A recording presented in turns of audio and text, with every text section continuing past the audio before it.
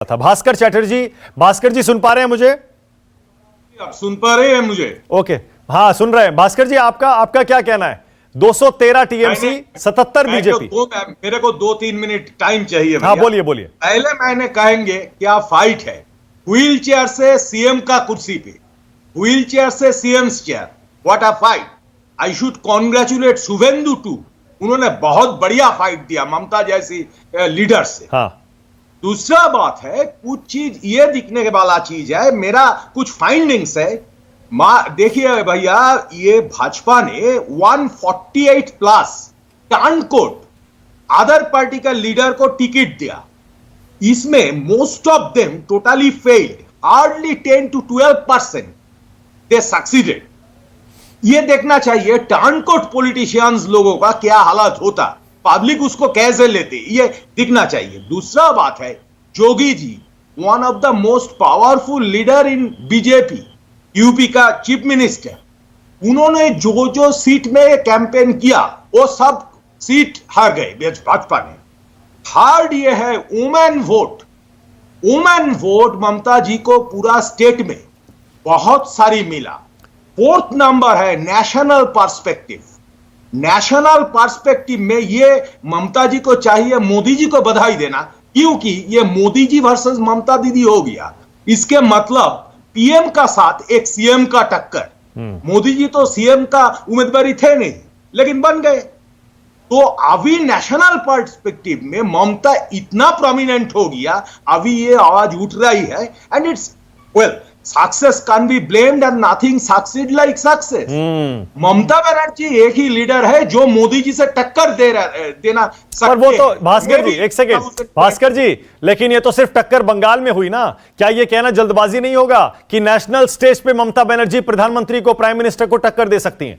बहुत जल्दबाजी है ये। देखिए, ये तो परसेप्शन है, हम मानते हैं ये बहुत जल्दीबाजी है। परसेप्शन ऑल टाइम्स रियलिटी होते नहीं, लेकिन नैरेटिव बनते हैं।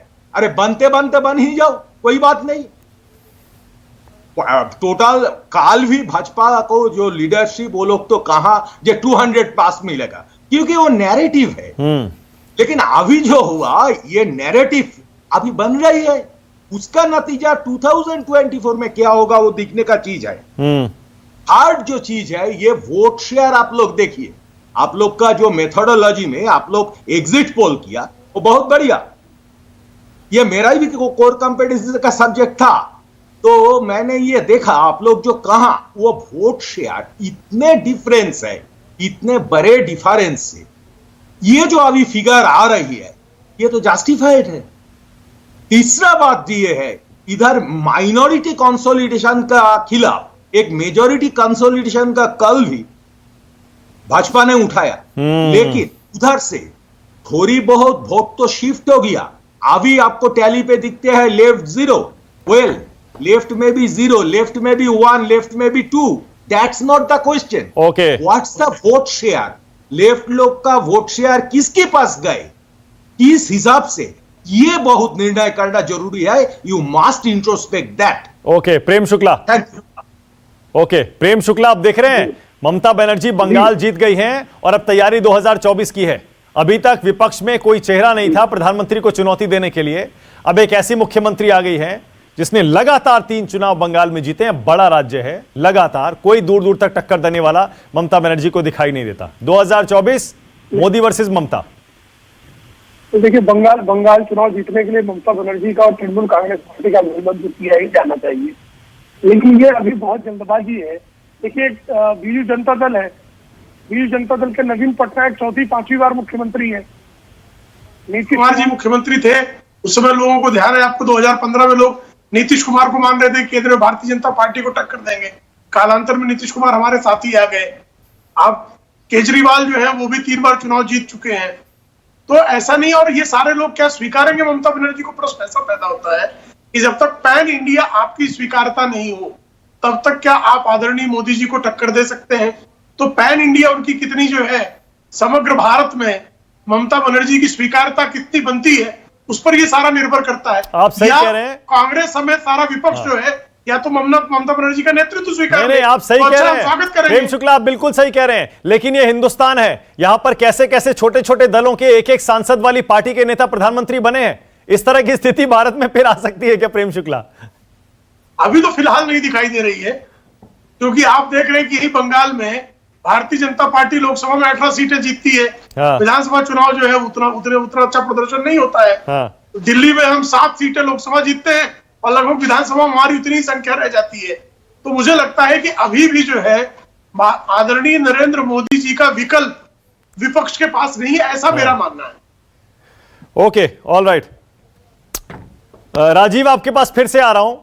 अच्छा, एक सेकंड रुकिएगा राजीव। कांगो साहब, आप भी कह दीजिए, 2024 में प्रेम शुक्ला कह रहे हैं नरेंद्र मोदी को चुनौती देने वाला कोई नहीं है, और इन 5 राज्यों के नतीजों से एक बार फिर साबित हो गया बीजेपी की और मोदी की लोकप्रियता कम नहीं हुई है। कांगो साहब बोलिए। देखिए, ये इलेक्शन के मैं समझता हूं 5 फेज होने के बाद बंगाल में ममता जी ने एक खेल खेला था जो बहुत अहम रहा। वो उन्होंने सोनिया गांधी को, सीताराम येचुरी को, सबको लेटर लिखा कि सब लोग इकट्ठा आकर बीजेपी का मुकाबला करें। मैं समझता हूं कि ये देश की जरूरत है। कोरोना ने ये दिखा दिया है, इकोनॉमी का जो स्लो डाउन है, जिस तरह से हम सभी इंडेक्स में पीछे जा रहे हैं, जिस तरह से पूरे इंस्टीट्यूशन की क्रेडिबिलिटी कॉम्प्रोमाइज हो रही है, बीजेपी को अल्टरनेटिव लाना जरूरी है। और इसीलिए ममता जी ने इसका बराबर ये करके एक खेल खेला है। अब वो आगे बढ़ता है कि नहीं इसको देखेंगे, लेकिन मुझे लगता है कि जिस तरह से कांग्रेस पार्टी में अब निर्णायक परिस्थिति, नायक नहीं की परिस्थिति है, तो मैं समझता हूं कि ममता जी डेफिनेटली कोशिश करेगी। मेरा यह मानना है कि किसानों का सवाल लेकर ममता जी अब दिल्ली पहुंचेगी, ऐसा मुझे लगता है। ओके। और ये देश की राजनीति में डेफिनेटली एक बदलाव आएगा, ऐसा मुझे लगता है। ओके, और आप मैं ये सपोर्ट बताना करेंगे? चाहता हूं कि आप सपोर्ट करेंगे ममता बनर्जी को? देखिए, बीजेपी को हराने के लिए हम तो हमेशा कहते हैं कि भाई एक मिनिमम एग्रीमेंट, मैक्सिमम यूनिटी चाहिए, क्योंकि देश के ये किसी पार्टी का सवाल नहीं है। बीजेपी की जो नीति है वो प्रो कॉर्पोरेट फैसिस्ट नीतियां है, इसको हराना ये हम सब लोगों का फर्ज बनता है। तो एक ब्रॉड यूनिटी होकर अगर 2024 में अगर बीजेपी को बुनियाद चुनाव हारने में मजबूर करना है, तो मैं समझता हूं सभी पॉसिबिलिटी का हमको विचार करना पड़ेगा। Okay, all right. बहुत बड़ी बात कह रहे हैं प्रेमचंद्र कांगो, बालचंद्र कांगो, बहुत बड़ी बात कह रहे हैं अगर कोई भी नेता नरेंद्र मोदी को, बीजेपी को हराता हुआ दिखेगा, उसमें संभावना होगी, तो हम उसे सपोर्ट कर सकते हैं। इस बारे में जरूर सोचेंगे, क्योंकि बीजेपी को हराना उनकी सबसे बड़ी प्राथमिकता है। राजीव रंजन, आपके पास आ रहा हूं। राजीव, सुन पा रहे हैं? राजीव, बंगाल में तो जाहिर है इन नतीजों का विश्लेषण राजीव अलग तरह से होगा, बिल्कुल, लेकिन नेशनली, राष्ट्रीय स्तर पर अभी से, जैसे बालचंद्र कांगो कह रहे हैं, हम सपोर्ट करेंगे। ममता बनर्जी किसानों का मुद्दा लेकर दिल्ली जाने वाली हैं। ये उनका पहला कदम होगा बंगाल में सत्ता वापसी करने के बाद। अगले 5 साल में आप क्या देख रहे हैं, क्या करेंगी दीदी अब?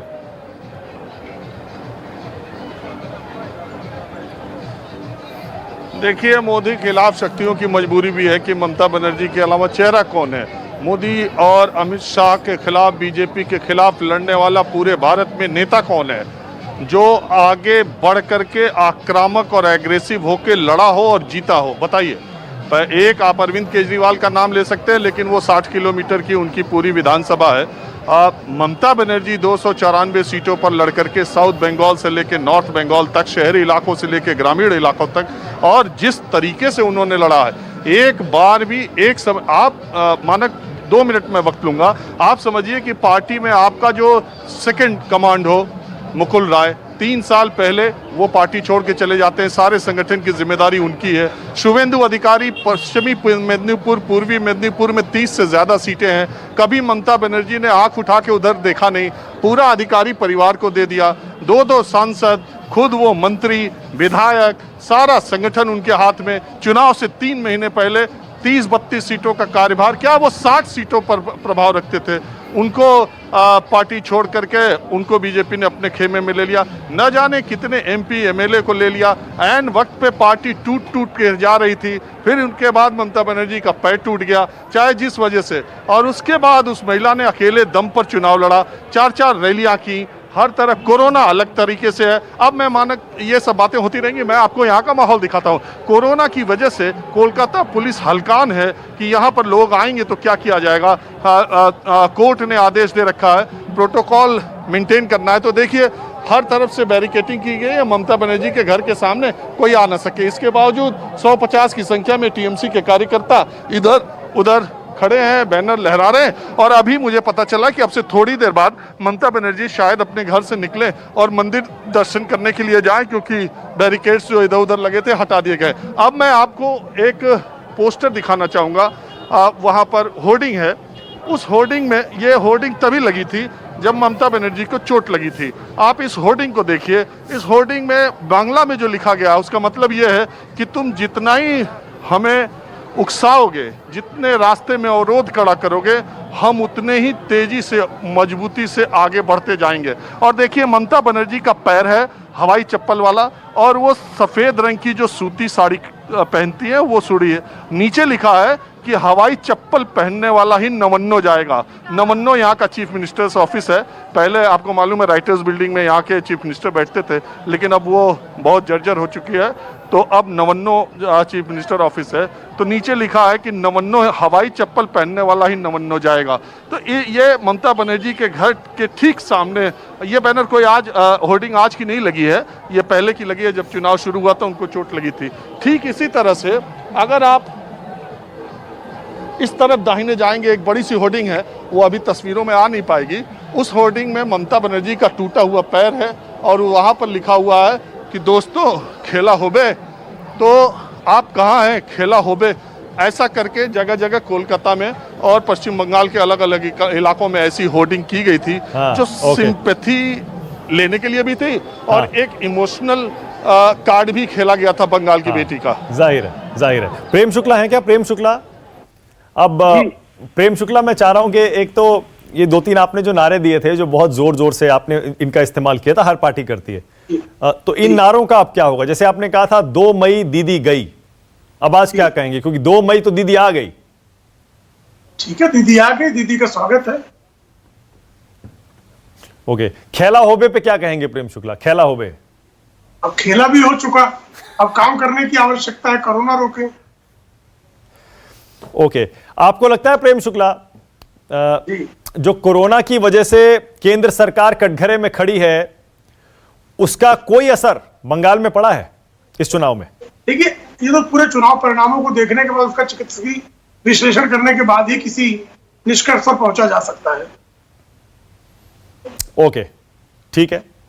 भास्कर चटर्जी, आपको भी लगता है कि अभी जल्दबाजी होगा, अभी नहीं कहा जा सकता कि कोरोना को कैसे हैंडल किया मोदी सरकार ने, उसका असर पड़ा है चुनाव पर या नहीं पड़ा है, स्पेशली आखिर के 2-3 राउंड में?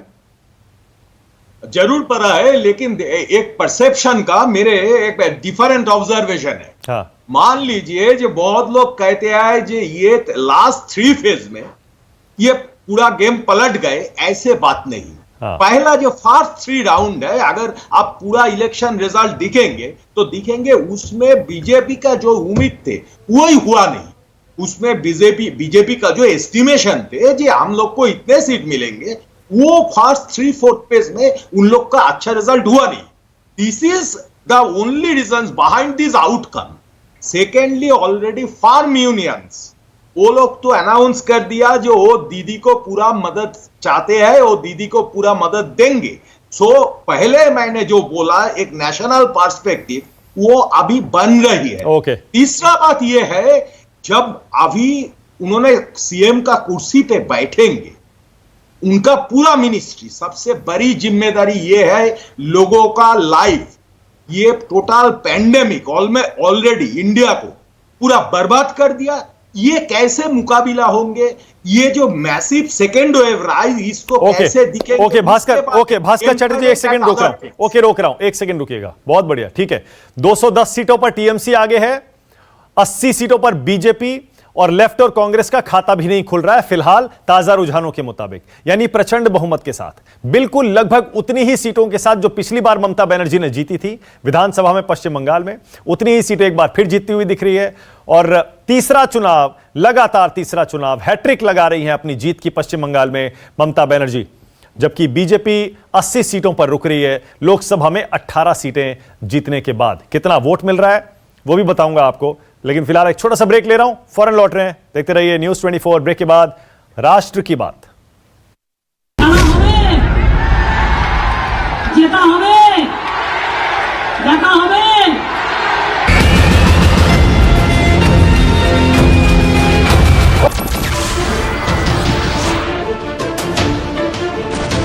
नमस्कार, मैं हूं मानक गुप्ता।